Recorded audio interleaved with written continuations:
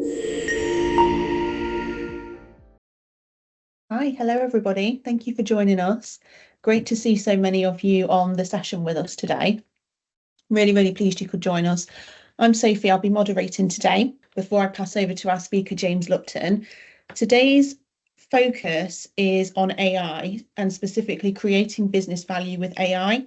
And James is going to talk us through some real frameworks and lessons from the field that you can take learnings from that you can implement in your own organizations.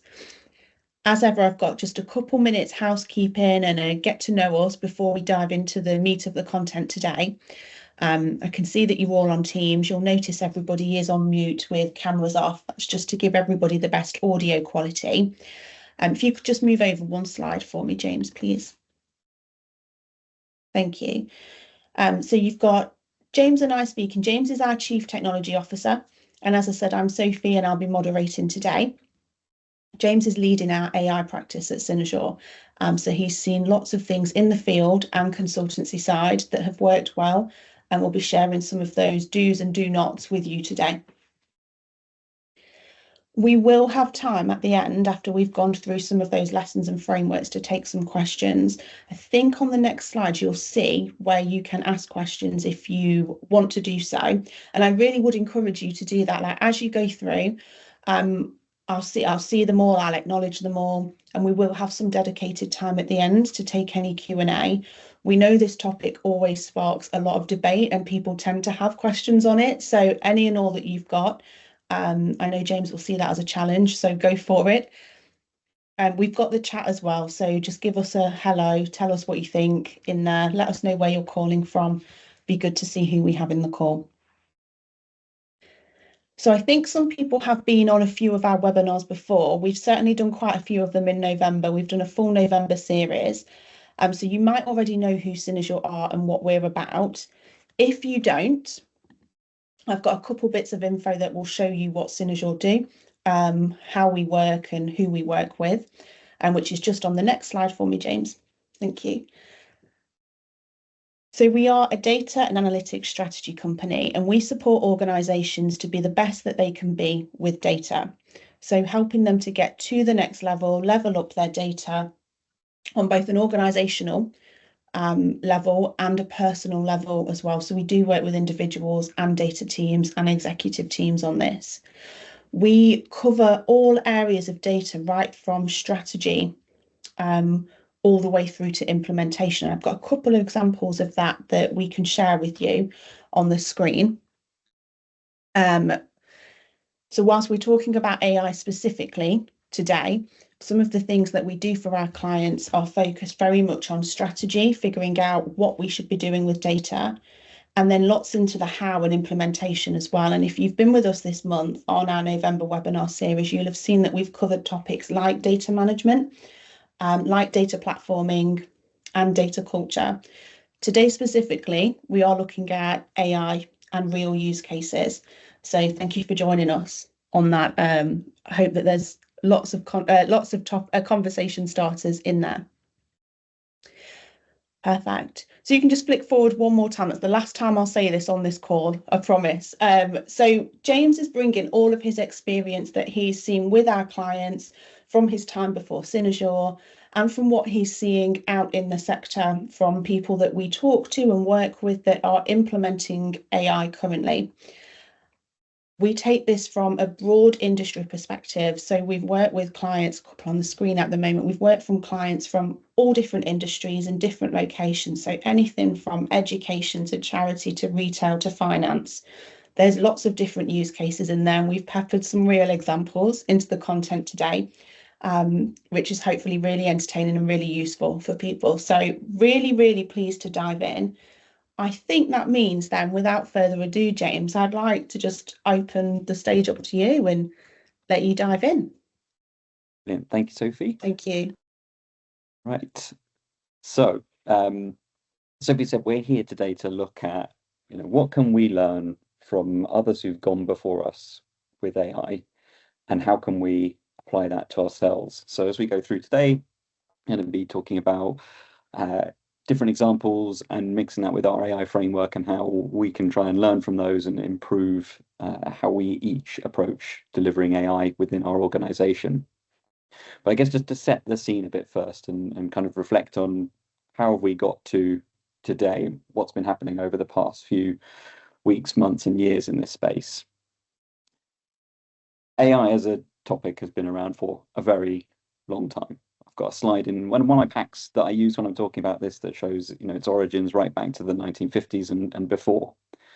But it's really been about 18 months, 2 years since ChatGPT exploded on the scene that the topic has really come to dominate most of the conversations we're all having in our organizations.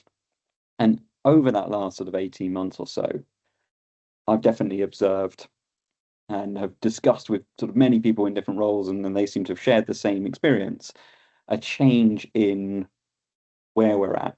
So while the vast majority of people are still trying to figure out how it applies to them, going back 18 months, we were in a space where people were really excited about the transformational implications for their organization. They were looking at how their business might fundamentally shift and evolve and so on in order to adapt and use these new tools and technologies. And turns out that's not that straightforward and it's not that easy. And over that 18 months, there's been a shift from looking at the big picture into, I found two main things. One, productivity, specifically individual productivity enabled through tools like Copilot. And on the other side, governance. So actually reflecting on some of the challenges and problems and making sure that there are the right controls in place. But overall, people are definitely still struggling with how can they apply all of these tools and techniques in their own organizations and make the biggest advantage of it. I was having a conversation recently with the CEO of a UK supermarket chain, and I thought they really encapsulated the heart of this problem for me. And they use examples of blockbusters, hence the bleak DVD screens in front of you. Now, we're all pretty familiar by now with the story of blockbusters and how it lost out to the age of internet by failing to adapt to the kind of streaming world that was coming. And the way she sort of described this problem was, I thought, really insightful. It was that fundamentally that was a business that saw themselves in the business of renting DVDs. That was what they did. They were a DVD rental store, and they maybe sold a bit of popcorn and sweets and other peripheral activities around it. What they probably should have thought about themselves as, though, was an organization whose job is to delight people with movies and entertainment. And just by sort of reframing what the business is about and its core mission from being a DVD business to a entertainment business, it would have made it much easier for them to rethink how they could deliver on that mission, how they could take their services out to customers and embrace things like the internet to change their model. AI is going to drive that same kind of conversation, just like any past technology revolution we have, whether it's recent ones like the internet, going back a bit further to things like the computer, or even further back to something like the internal combustion engine. All of these have forced us to rethink and tackle the question of how can I apply this emerging technology to my business? And how do I make sure that I can pivot the way I provide my services and impact my customers? I think sticking with the movie theme, one of the best public examples I've seen of embracing this kind of change recently has been Tyler Perry. So you might know Tyler Perry, movie mogul, and as you can see, this is a quote from him, slightly shortened down in the middle because it was a very long one, about how he had been spending the last several years planning a large expansion of his movie studio, deploying new sets and sound stages and all that kind of good stuff, $800 million plus expansion. And he saw OpenAI's Sora, which, if you're not familiar, that's the video one where you can put in a prompt and it will generate you an amazing video. He saw that and he immediately canned his plans because he recognized that the movie industry was fundamentally about to shift and that investment in the old way of doing things was not the way forward. So he is picturing a world where you no longer need sound sets and sound stages and so on, and one where all of that can be handled by generative AI, that he's not going to have to necessarily travel to locations around the world and so on that he's going to be able to just generate that. And he's even been actually apparently using this stuff already in small scale, testing it out in some of the movies he's been responsible for producing. So this is a great example of someone who's spotted what's coming and pivoted.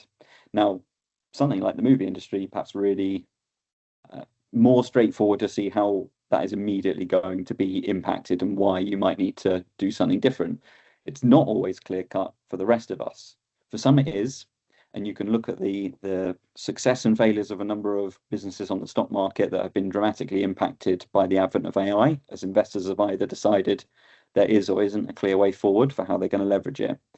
But for many of us, it's not immediately obvious how we might change our business, how it might impact our core business model, and therefore what we do about it. I like to break down impact into sort of three very simple categories. And you can dig a lot more than this and get more sophisticated with how you think about it. But this is a nice sort of simple way to think about how might I apply these tools to my business and what kind of things could I change. So the first one is I can do things faster, write an email quicker, read a document faster, produce a blog post or an article or some content more quickly, perhaps help me just write some code faster. Perhaps the most basic one, and as I said at the start, one where most people are focusing now. The stats already in this space, I read a report in this last couple of weeks that said the top 7% of users who have really been able to embrace, particularly in this instance, generative AI tools, have seen a 30% increase in their productivity. So that's like getting a day and a half back in your week of time, which is a huge amount and is going to let you go much faster. And applied and scaled across a workforce, that has significant implications for what your business might be able to achieve with the same kind of investments and team. Doing it better then. So it's not just about speed, it's also about quality. How can I do the same things I'm currently doing, but do them better? We'll look at an example of that in a bit. But this might be something like, how can I change how my call center handles customers? How can I change my product development approach and technique? How can I change the way I do my marketing and contact my customers? Driving up the quality and doing things better is another big way that we can implement AI. And hopefully sometimes you can do something faster and better as well and have the two together. But the last one is the biggest, and it's asking yourself, how can I do something different from what I do today? And that can be at the smallest scale, you as an individual user, how can you do something different in your day-to-day, something that you weren't able to do before? Or it can be at the organizational level. How can I bring a new product or service to market? How can I fundamentally disrupt the way that we do something by using these new tools? I think that's the really exciting, interesting one, but it's also the one that people are struggling the most with. So understandably, they're starting at that kind of faster point first. How can I speed up and drive productivity? As we go through today, we're going to explore our AI framework, and the sort of summary level of that is up on screen. We're going to be spending a lot more time talking about this, but just to give you a quick kind of high level view of it. At the center is the heart of what we've just been talking about. How is AI going to impact our organization, and building a good, clear understanding of what that impact is going to be.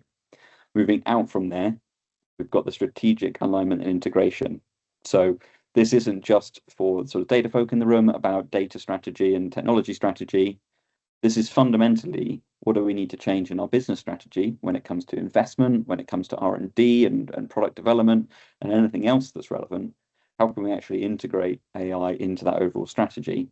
And then around the edge are the enablers. So how do I put the right governance in place to control things? How do I make sure that my workforce is empowered to get the most out of these tools? How do I do all the business change that comes with implementing these kind of things? How do I make sure I've got AI-ready data assets that are going to support all the things I want to do? How do I make sure all the technologies and platforms in my business are fit for purpose and enable me to do all the things that I want to do? So as I say, we're going to explore each of these a lot more as we go through. I want to zoom out for a second, though, and just talk quickly about how I'm using the term AI here, because it's means different things to different people, depending on where your starting point is. These days, when you say AI to people, most are jumping to generative AI, things like Copilot, ChatGPT, and all the other great tools that are coming out into the market. The most recent one that I've come across that's really cool is a napkin AI that will draw you diagrams and pictures to go with your words. That's a fun one to check out. But I'm using it more widely to encompass both traditional AI, so classic machine learning use cases, and the newer generative AI world of things. And I like to use a brain analogy for this because while it's simple, it works nicely in a few different levels. So on the left-hand side, we've got the traditional logical side of our brain. And this is well mapped to our kind of classic AI use cases. So it's logical, it's analytical, most importantly, it's deterministic. So I get consistent outcomes when I put in consistent inputs to my models and so on. Well trodden, well understood, and well used across the industry. And then on the right side, I've got my creative brain, which is my artistic, imaginative side. It gets me different outputs and outcomes each time that I produce things. However, I need both sides of my brain to function. I might be more right-sided or more left-sided in terms of where my energy is, but I need both sides of my brain to function and be a fully competent human being. And likewise, as organizations, we need to embrace both our traditional classic AI kind of workloads and techniques and methods, as well as embrace the new creative and generative side of things. But also as we look further forward and as we move into what is probably going to be the next stage of the generative AI journey, and we start getting into the world of agents, this also works in that if an agent is a specialized AI tasked with doing a specific job, I have the same thing going on in my head. I've got speech centers, memory centers, smell, taste, and audio, and so on. So I have a bunch of different specialized parts of my brain that all work in concert to achieve the things that I'm setting out to do. Now, the examples we're going to look at today are a bit of a mix of both. I'm leaning slightly more towards the generative AI side of things because that's the stuff that is probably dominating most of your conversations at the moment. But I'm also going to pull out some examples of the sort of traditional AI workload. And I think that's important because it's a really key thing to recognize with these two sort of different approaches. And that is that the traditional AI workloads, they came to the market slowly. So doing machine learning initially was an expensive task. It was expensive in terms of the hardware and compute and so on that you needed. It was expensive just to store the volumes of data that you needed. The skills required to develop that were all very expensive, and there weren't that many of them. So it was hard to attain. And over time, over sort of many years, it slowly became commoditized. It slowly became accessible. It became cheaper to do. We had the advent of things like the cloud, making it much more accessible to get compute. Skills became more abundant, driving salaries down and so on. Suddenly it was in reach of most organizations to start using these things. But the big advantage they had is the patterns had been developed. People had made the mistakes. People had figured out, well, if you're trying to do a recommendation engine, this is the kind of way you should approach it. This is the kind of data you need. This is the kind of models you should use. This is how it should kind of work. So there was plenty of early failure that most adopters could learn from. Generative AI, on the other hand, has come around very fast, and it's immediately cheap and commoditized from sort of day one. And what that meant is a load of people have been rushing out to go and deliver their own generative AI projects, but nobody's gone before. There's been no pioneers to figure this out. So it's become much easier to fail because we're all learning from each other. We're all trying to figure out where's the good places to apply this stuff, where's the bad places, how does it work well, when does it work badly? And as we sort of all embrace and start trying to figure out how to apply AI in our organization, that's an important thing to remember.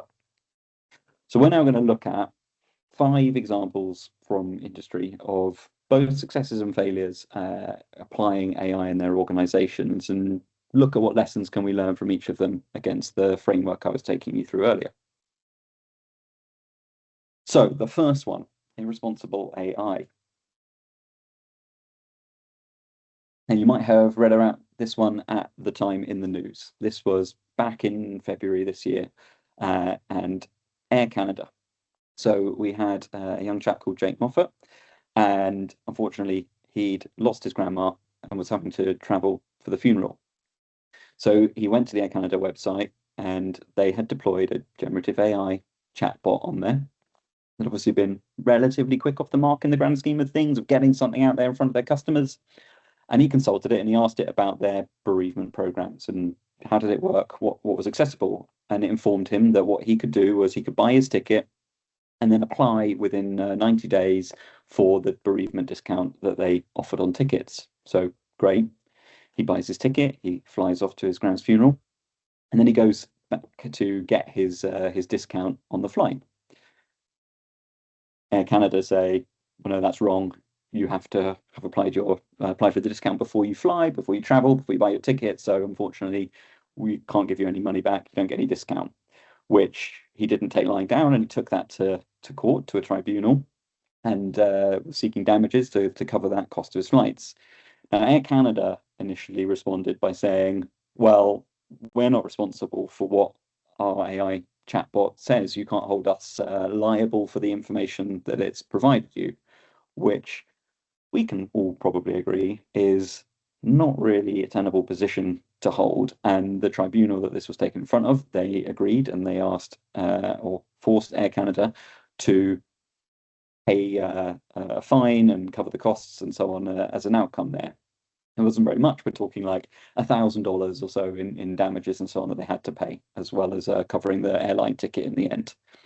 Now, the tribunal was saying that they didn't take reasonable care to make sure that their chatbot was accurate, and that's why they kind of lost the case in the end.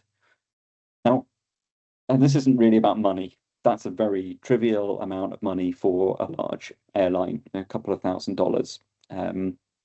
However, there's large potential reputational damage in there in terms of the building trust and maintaining that trust with your customer base.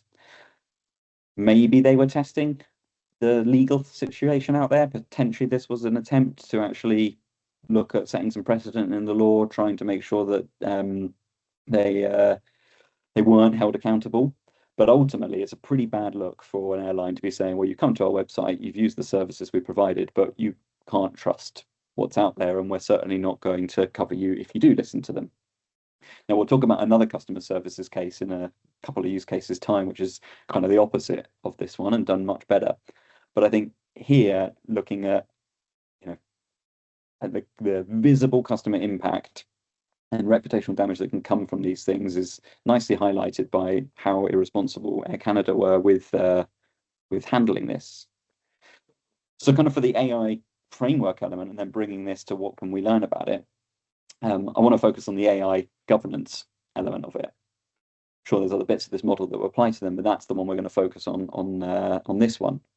So if our AI governance section is all about how do we handle and govern our AI properly at a level that is in line with our internal risk appetite. So that's what all governance is fundamentally about. It's about managing risk in organizations, understanding the amount of risk you're exposed to, and mitigating it. So any governance framework needs to be done in line with your own risk appetite. And AI is definitely going to push the limits on what people are prepared to accept when it comes to risk, but potentially with high reward there. So no doubt, as I was saying at the start, governance is becoming the highly demanded kind of area for people to develop and think about. Now, I break down the AI governance into the 4 sort of sections you can see there. The first one being about building responsible AI rather than irresponsible AI.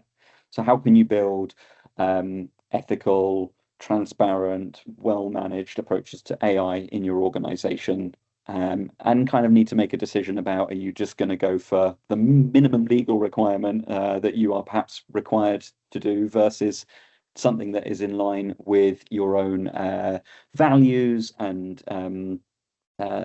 beliefs as an organization, so that you're developing something that's going to represent you well out there, especially if it's something that customers are interacting with.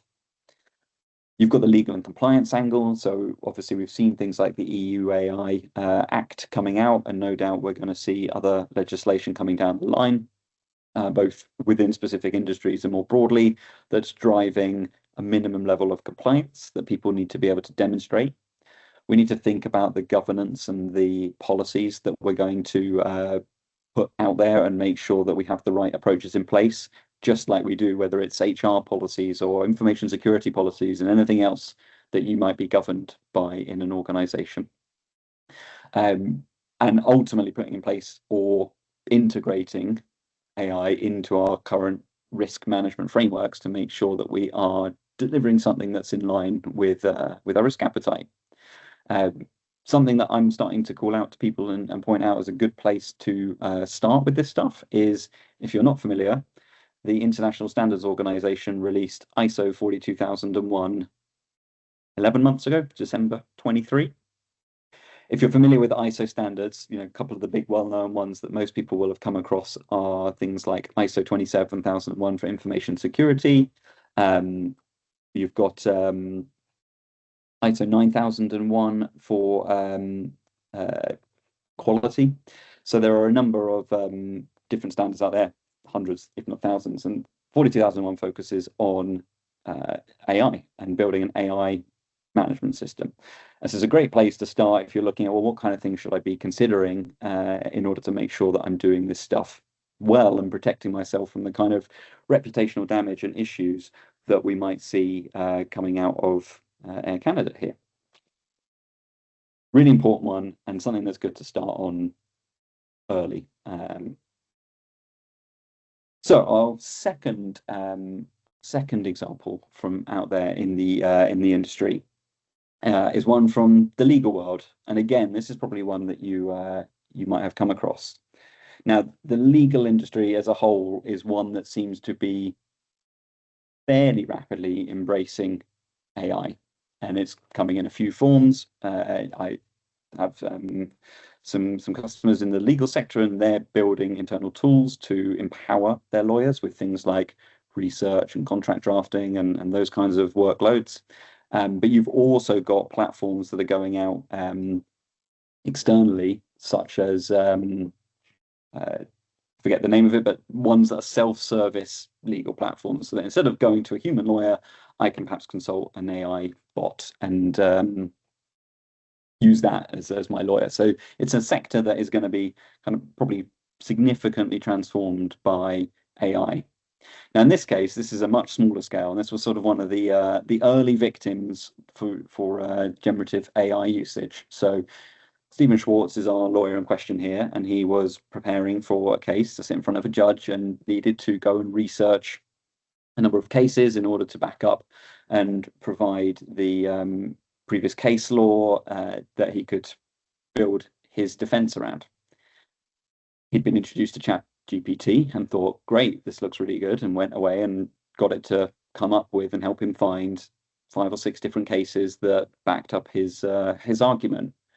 Fortunately, as probably most of us know now, LLMs have a habit of hallucinating and not giving you accurate results. So unfortunately for him, the cases that it pulled together for him were a mismatched combination of real things mixed together into some realistic sounding cases and docket numbers and so on, but were all effectively fabricated by ChatGPT. He didn't go and do his research. He didn't go and validate the results and check that those cases existed and validated it in a reliable source, and took it to court. And obviously, as you might expect, that didn't go well in front of the judge. Ultimately, he was fined $5,000 and later went on to lose the case that he was going in for. I don't know whether the two of those were related, but he had the embarrassment in court of having to stand up there, present these cases, get called out, and ultimately get a $5,000 fine from the judge there. That failure to use these tools properly and understand them is playing out all over the place in organizations everywhere. As even today, I spend a lot of my time talking to different organizations about AI, going in and running educational sessions and on how this stuff works. And still to this day, I'd say the vast majority of people don't yet have an in-depth understanding of how these tools work, where the pitfalls are and how to avoid them, and how to even just use them effectively and get the most value out of them. So that takes us then to the kind of second part of our framework here about AI-empowered workforces. So had Mr. Schwartz been suitably trained and educated on the tools and the pitfalls, then he might have avoided this mishap and realized that you can't just take these things at face value and that you need to go and back it up with other sources in order to get the kind of right results that you want. This is a really important part of the framework because as you'll know, a lot of what you have to do with AI on this is not about the technology and the building of the models. Don't want to oversimplify that. That's hard, but it's in many ways comparatively easy to the softer side of this, of establishing a workforce, making the change and governance and so on that we're talking through.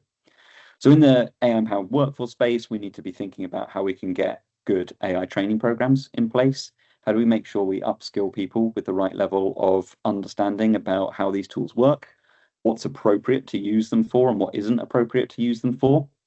Reaction we saw very quickly happening was everyone was locking down these tools and banning the use of ChatGPT and Google Bard as it was at the time and everything else. But they were kidding themselves if they thought people weren't using these tools through other means on their phones, on their home laptops and so on. So it wasn't really a great stance to say, lock all this down without providing education and resources to people, because they are going on to use it anyway. And it's a powerful tool we should be taking advantage of.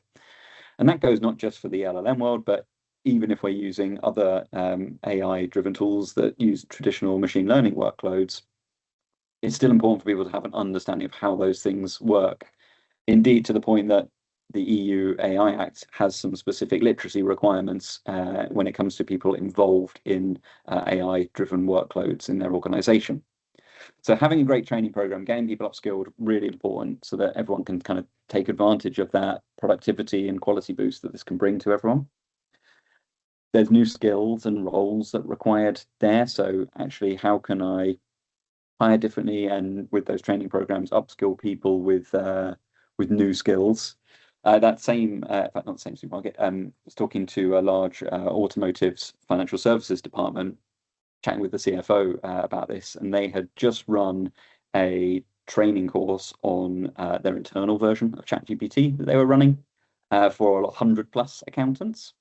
And they'd never seen a room of accountants so excited, not least because they'd figured out, actually, this can help them write macros in Excel, and most of them didn't know how to do that, understood what they were, they just weren't able to do it, and they could see how Excel could help them create that. So it can actually suddenly empower people with fundamentally new skills that might otherwise have been unattainable for them, allowing them to do their job in a better way. Leadership engagement is really important here as well, not least because the change that comes with AI can be scary and can concern a lot of people about what it means for their jobs and the longevity of their employment in the long run. Are they going to be replaced by AI? So ensuring that, one, you've got a good, clear leadership engagement, that they are looking at what this means for the business, that they are planning effectively, and that they are able to lead on this topic well, goes hand in hand with building effective communication programs so that you can tell people what's happening, make sure that they're clear. Why are we doing this? What's the outcome? What are we trying to achieve with this? And the next example we'll look at handles that part sort of very well in terms of how to deal with the human cost of AI in an organization. Really important though, and I think communication in particular is something to get established from day one. But the advice that I give to anyone who asks me at the moment in terms of what should I do to make sure I'm avoiding being made redundant, I would say you absolutely have to get supercharged by AI. You need to become the best version of yourself. You need to get that 30% productivity gain. You need to be able to drive up the quality. You need to know when to use it, how to use it, and make yourself as superpowered as you possibly can be in order to, as a sort of first level of protection, protect yourself. So we'll switch now from a couple of negative outcomes of this kind of use into one of the most successful public stories that is out there. So hopefully everyone's familiar with Klarna. You'll have seen it on your shopping websites, a buy now, pay later kind of service. If we've got any US people on the call, it's big in the UK, but there's a big push going on in the US at the moment. It's in a quarter of the top 100 retailer merchants out there, so rapidly kind of expanding. And they went in hard on AI. Specifically, they rolled out a call center customer services agent to help deal with customer service inquiries coming in from their customers. And earlier this year, about sort of summer kind of time, they put out a press release on how it'd be performing, and the results were pretty impressive in terms of where they got to. So their AI was doing the work of 700 employees in terms of call handling and customer queries. Resolution time had dropped from 11 minutes to 2.5 minutes on average, so they were dealing with problems quicker. They'd not had a drop in customer satisfaction, so it had maintained at the same level. Now, I can't tell you whether their customer satisfaction was good or bad to begin with, but it certainly didn't get worse when the AI came into play there. 25% reduction in repeated inquiries. It's available 24/7. It's available in 35 languages, so suddenly your reach of your audience is much bigger. Real success story for them, and their projected outcomes for the 2024 year was that it would have driven a 40 million boost to profits for the business. So it's been hugely successful for them. Now, interestingly, they've seen an attrition in their workforce. So they've gone from about 5,000 people to 3,800 people over the course of this time. But they've done it in a great way because they haven't made people redundant through roles. They have just let natural attrition happen and not replaced people, and picked up the slack that was left by using these AI tools. Their CEO is very bullish on this and is envisioning they'll get their headcount down to about 2,000 people, again through natural attrition. So, if you want to get an engineering job at Klarna at the moment, good luck, because they sort of freeze on that kind of role, for example, coming in. So when people leave, they're just not replacing them. They're superpowering them with these tools. So they're looking to get down, again, through natural attrition, down to about 2,000 people. And, their CEO is quoted as saying, it's not that we can just do more with less, it's that we can do much more with much less. Now, they have obviously been very successful, or at least that's the image they're projecting. I think you have to take all of these things with a big pinch of salt, because this is a PR story, it's a marketing campaign as much as it is an investor update and so on. So, as I say, perhaps customer service was already terrible, so changing out to a bot didn't make a difference because it was already not any good. I don't know, but on the face of it, certainly what they're projecting, and certainly what their profits are saying, they have been very successful with this. And I really like the fact that the way they've handled that people element is they've let it be natural attrition. So they've not gone out of their way to put people out of jobs and replace them with AI. They've let people move on to new roles naturally and not backfilled them. This bit of it, the AI transformation part, for me is probably the most important one that people need to focus on. Putting in AI successfully is all about how you do successful change in your organization. And change is really, really hard at the best of times. Now, there's a few things on here when it comes to transformation. So I think product management is a really important part of this, particularly the iterative mindset, value and customer focused mindset that comes with good product methodologies, because results from AI are not guaranteed. So you need to be in a place where you can be agile, where you can pivot, where you can change based on what you're finding. You need great change management, because these tools are going to change the way you do processes in your business. You're going to change what people's roles are, and you need good, effective change management to make that happen. And you need to do that with a clear roadmap and vision. Another thing that Klarna have done really well is they've focused on a specific problem. They've laid out a clear plan and roadmap for how they're going to achieve that and what they're going to do. And they've made the change in the organization to implement those tools and put them in place effectively. That last one about AI positive culture, you need the organization as a whole to embrace AI and be excited about its potential and where it can be applied. Because if people are fighting it, it's going to be very hard to put the mechanisms in place to deliver this stuff effectively. So now to a much older example. This one goes back 8 years or so now, 2016. And you might be familiar with this one. This is Microsoft put out a bot called Tay onto Twitter to chat to its audience. Now, we've seen lots of examples of chatbots go wrong in recent months and years. A big one that made the news was DPD's chatbot that was quickly convinced to swear and to insult the organization and so on. And we know that there's bias of all sorts going on in things like image generation. You know, while some of that has improved, notoriously, you had things like if you asked it for a picture of a doctor, you were going to get a white man in a coat and no other representation of what a doctor might look like. So early days of this stuff was problematic. Now, Tay was an early attempt in this space. So they had built the bot, they trained it on some of their own data sets, they'd even had comedians write some lines for it, and then they deployed it onto Twitter with the sort of persona of a young teenage girl. And within 16 hours, 95,000 tweets later, it was racist, it was misogynistic, it was anti-Semitic, it had become awful, and they had to take it offline. It'd become awful because it had been targeted by users on Twitter with those kind of tweets. So it had quickly learned from those tweets and devolved into this, you know, monstrosity on there. Now, interestingly, there's probably a cultural element to that because a year or two earlier, Microsoft had done the same experiment with an earlier version in China, and they'd had like 40 million interactions, and they did not experience this problem. So there's an interesting sort of underlying element to this about what audience you're working with, what's your community and culture that you're deploying these tools into. But they had this, you know, effectively pretty disastrous deployment of the tool. And for that, for me, all of that comes back to data quality. So getting our AI ready data assets in place is really important. Now, you hear a lot that people say you can't do AI without data. I disagree with that. There are plenty of applications of AI you can do without putting in your own data to it. All of the things like Copilot and ChatGPT, things that accelerate your coding, help you transcribe videos and audios or whatever it is. You don't need to train them. You don't need your own data.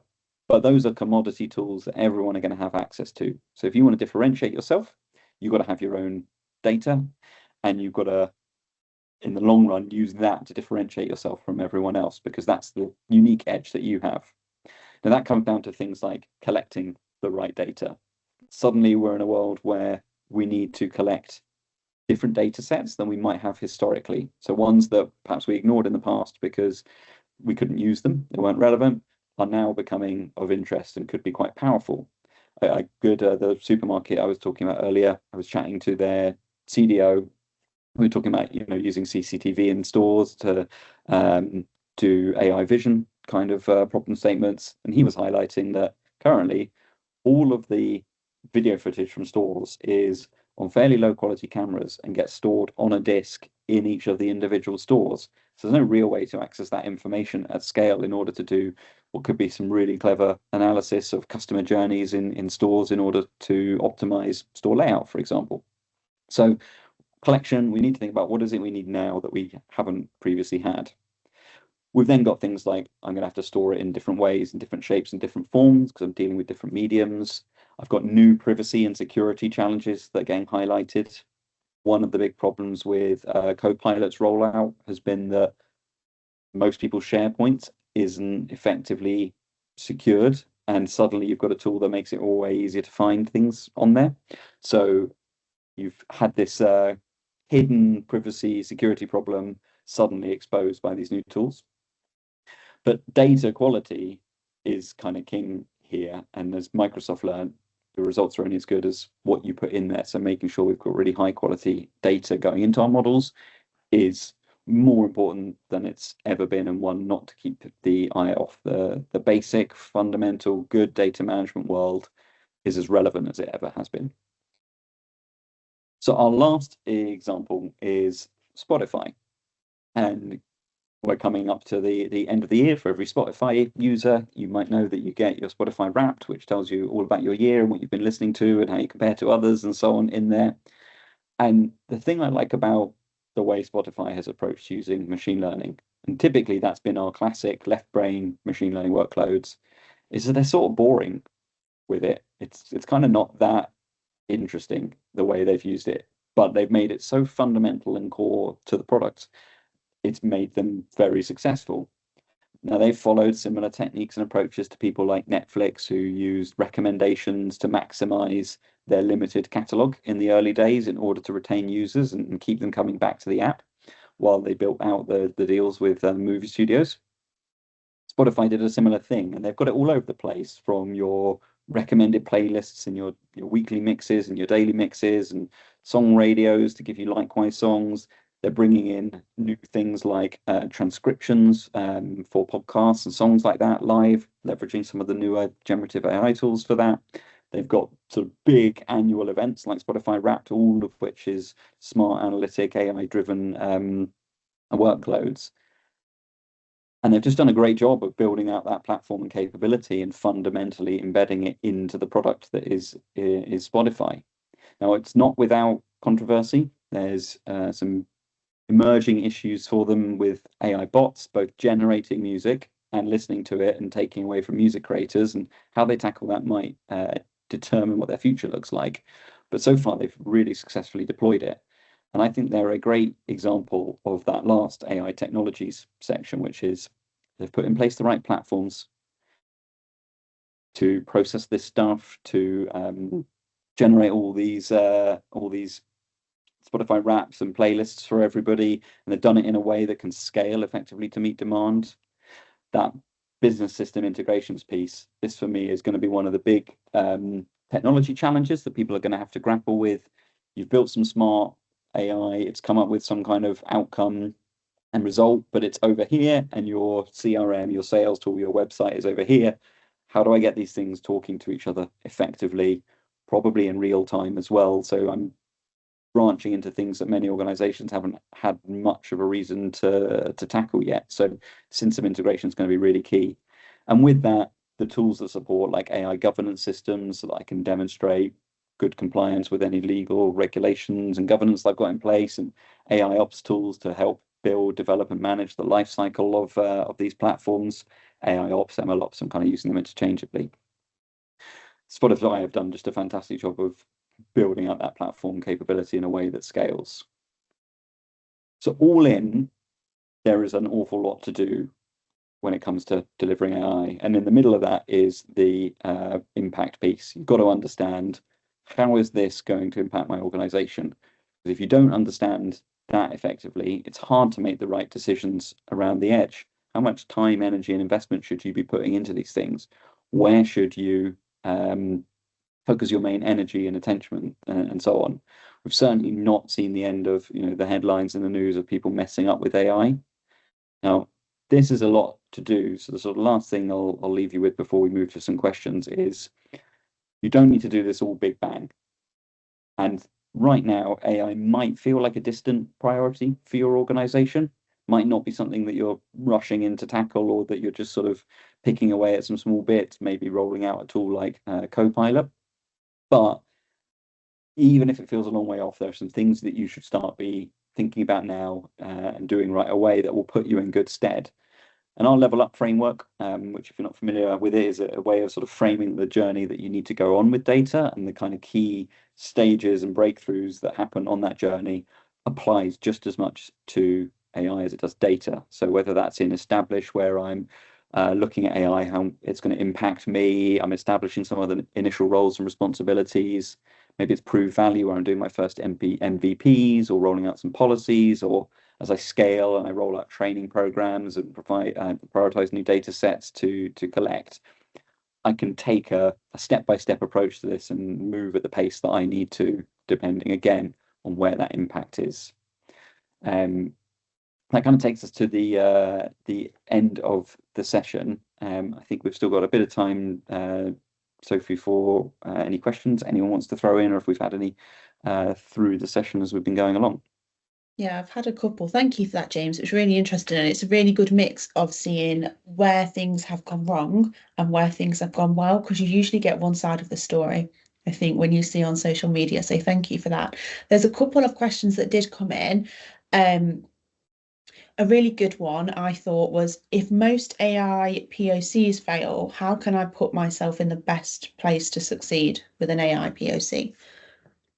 Yeah, it's a good question, and that is definitely still the case for many.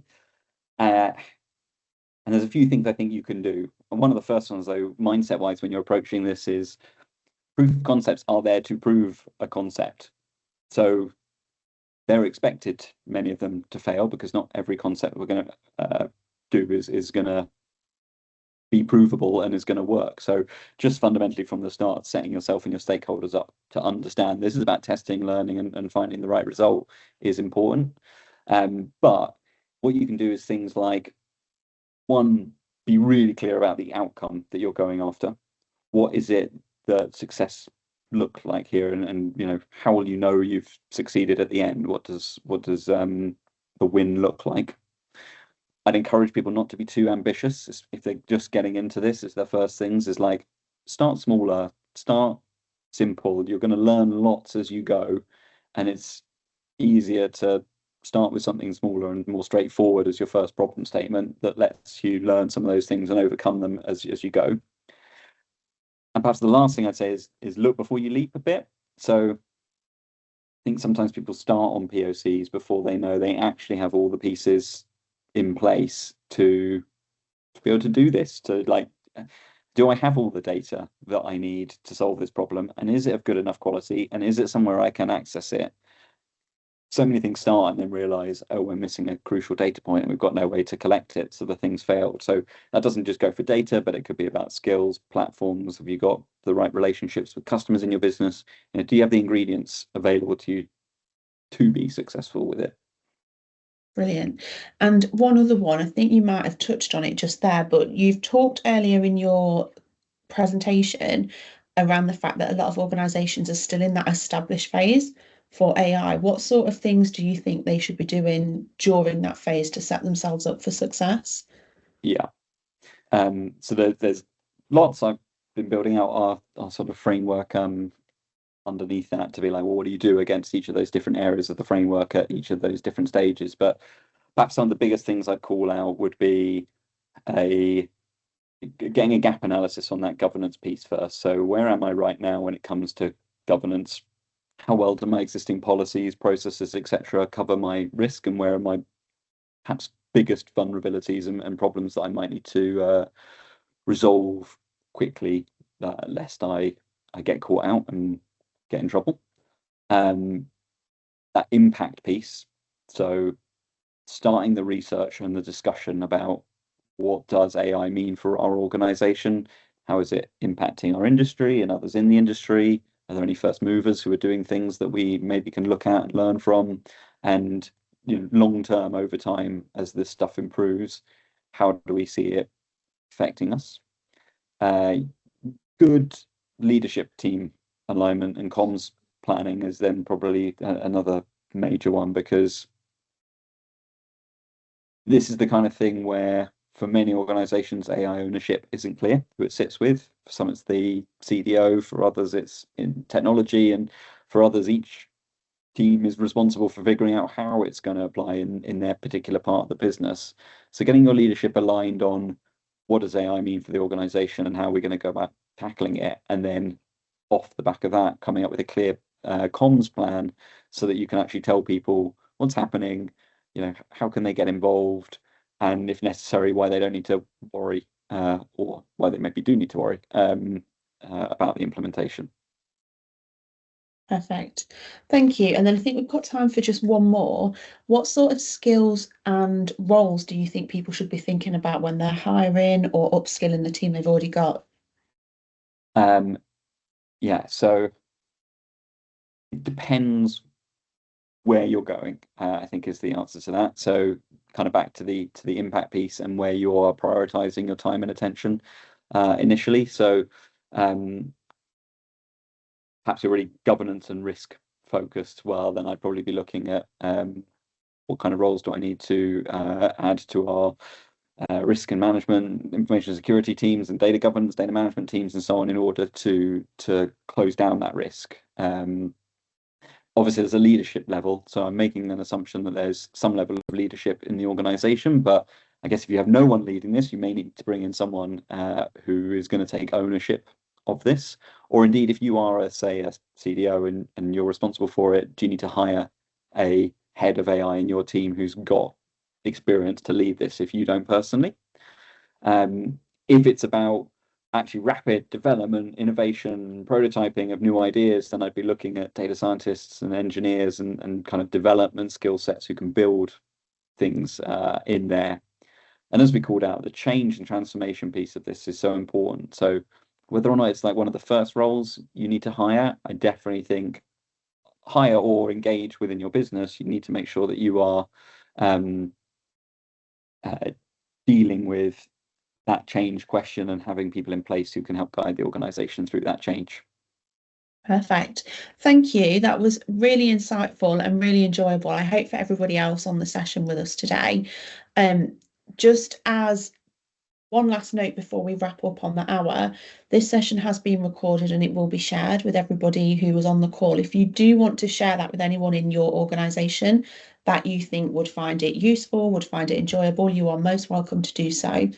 James and I also run a very small group AI working group that comes and talks about real use cases in their own organisations.